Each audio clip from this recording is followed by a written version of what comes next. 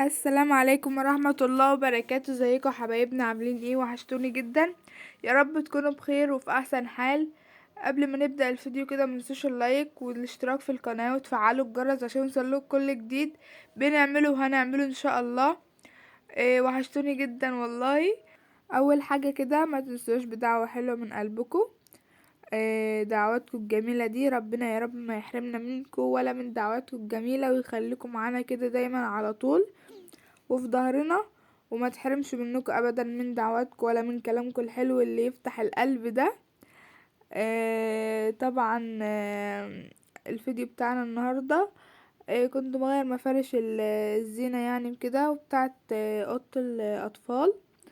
فقلت بقى اشارككم كده وانا بغير المفارش واحط مفارش تانية كده ودفايات تانية وحاجات حلوة كده زيكم. فخليكم معانا كده ونشوف هنعمل ايه. طبعا كده بقى ايه، انا جبت العلبة بتاعتهم اللي جاي فيهم يعني، وجبتهم كده طبقتهم كده كويس زي ما هم جايين بالظبط. تمام. هتشوفها الوقت شكلها بالظبط زي ما هم كانوا جايين في العلبة، وطبقتها كده كويس وحطيتها في العلبة تاني. عنتهم بقى لأي مناسبة بقى تيجي كده يعني، فعنتهم بقى كده. ده شكلها كده لما طبقتها وبقت شكل زي ما هي جاية بالظبط اهي.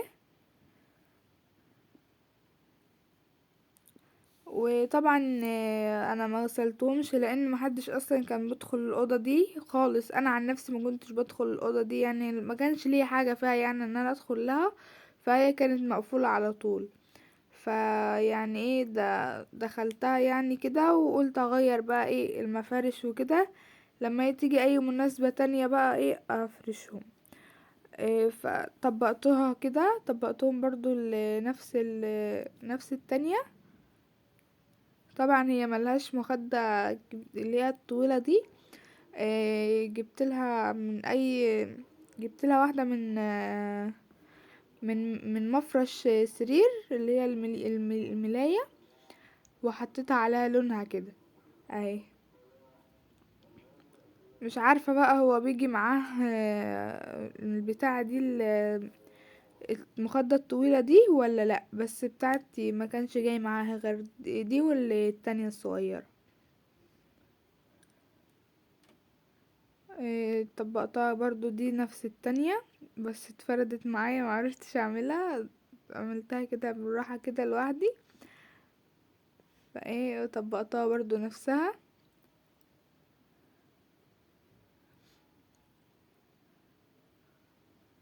طبقتها كده كويس. ما تنسوناش بقى كده في اللايك يا حبايب قلبي، بفكرك اهو. ما تنسوناش في اللايك بقى والاشتراك في القناة وتفعلوا الجرس عشان يوصلكوا كل جديد بنعمله وهنعمله ان شاء الله. وان شاء الله اللي جاي احلى. وربنا يخليكم لينا يا رب، وطول ما انتوا في ظهرنا احنا مكملين ومعاكم للاخر والله. جيت كده بقى ايه شلتها كده وحطيتهم في العلب، وجبت بقى ايه فوطة كده ونفضت بيها ال- المرتبة. وهنا بقى ايه جبت كده المفرش الدفاية دي، دفاية اطفال. هما اتنين مع بعض. ده شكلها اهو، هتدورها لكم شكلها تحفة جدا يعني ما شاء الله يعني. بصوا انا شايفاها احسن من المفرش الزينة يعني، شكلها تحفة جدا ما شاء الله. طلعت كده الاولانية وقفلت السوستة بتاعتها وقلبت التانية كده وفتحتها برضو. هما اتنين جايين مع بعض في شنطة واحدة يعني. طلعتها كده شلت الكرتونة اللي فيها.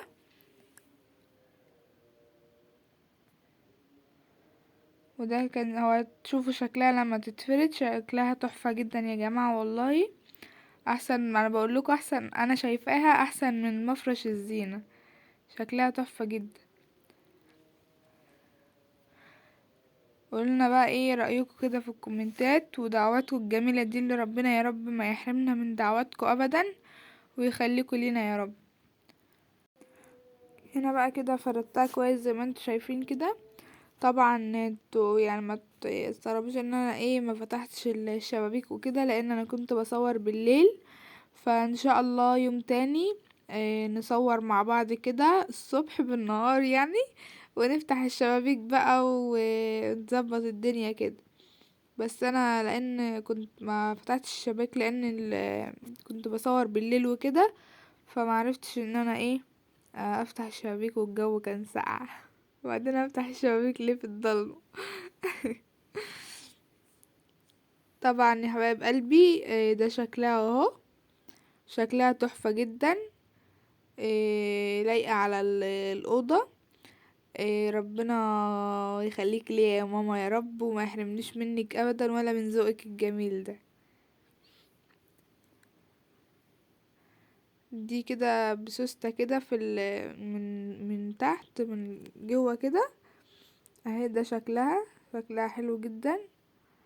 من ورا كده لها سوستة بتتفتح كده احسن من التانية بكتير برضو يعني، وما تقطعش ولا تتنتش وكده، فشكلها حلو يعني. هنا بقى دي المخدة الطويلة، معرفتش اركبها لوحدي، فالأبلة اسماء ركبتها معايا.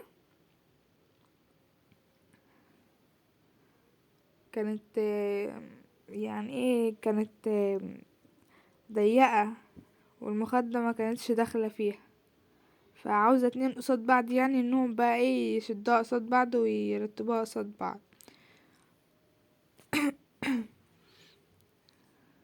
وحطيت المخدة دي كده بزاوية كده في الأوضة في السرير كده، شكلها تحفة برضو.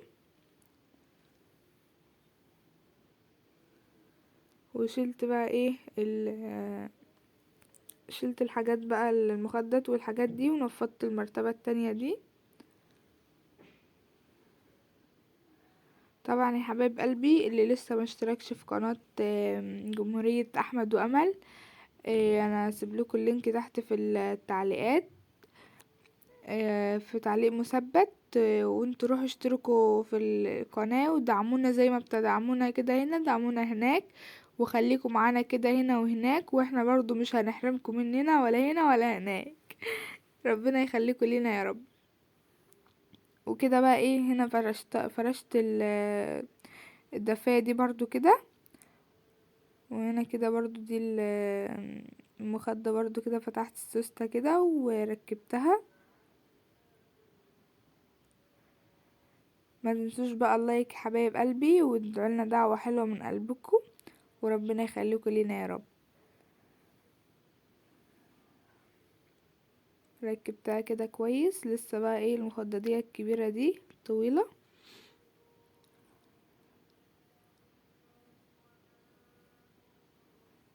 ما كنتش عارفة اركبها برضو، قبل اسمها افرد الكاميرا وركبتها معايا.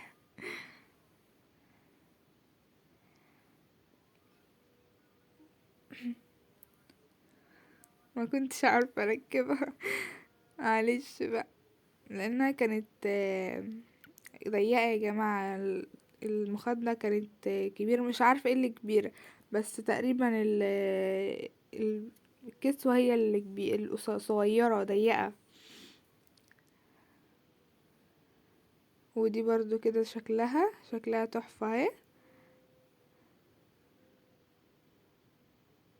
ما كنتش عارفة اظبطها لان كانت بتقع، فظبطتها الحمد لله. جبت بقى كده العروسة دي حطيتها جنبها كده، وظبطتها كده برضو. وظبطت برضو حطيت الباندا الصغيرة دي برضو جنب العروسة كده، وهنا بقى الدبدوب العروسة التانية. وظبطت الدنيا كده. وشلت بقى الكراتين بقى دي والحاجات دي طلعتها برا. وظبطت الدنيا كده بقى بقى زي الفل. جيت شلت بقى